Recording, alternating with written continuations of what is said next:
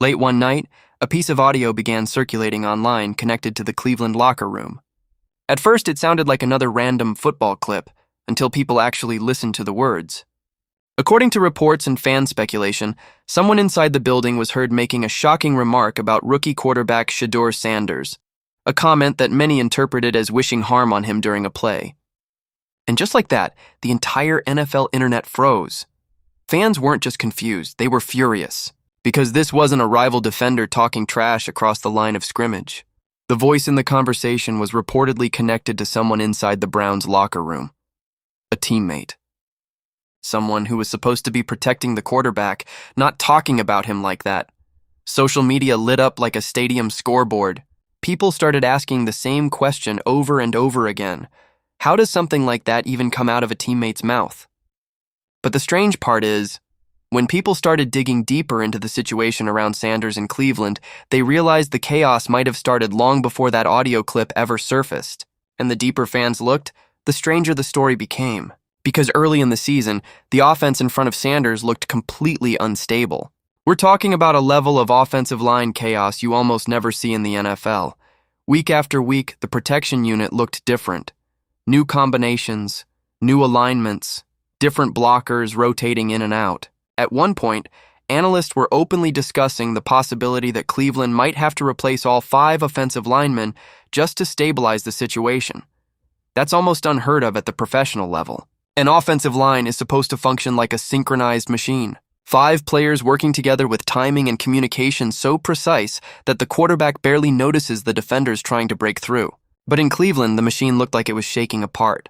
Plays that should have taken 3 seconds collapsed in 1. Pass rushers were slipping through untouched. Blitz pickups were getting missed. And on some snaps, defenders seemed to arrive in the backfield almost instantly. For a young quarterback trying to establish himself in the NFL, that kind of environment can be brutal. Imagine dropping back to pass, expecting protection, and suddenly 2 defenders are closing in before your receivers even finish their routes. That's the kind of situation Sanders found himself in again and again. But that's where the story takes a turn most people didn't expect, because instead of panicking, Sanders kept competing. Time after time, he stepped into collapsing pockets and delivered throws anyway. Third down conversions started happening even when protection looked shaky.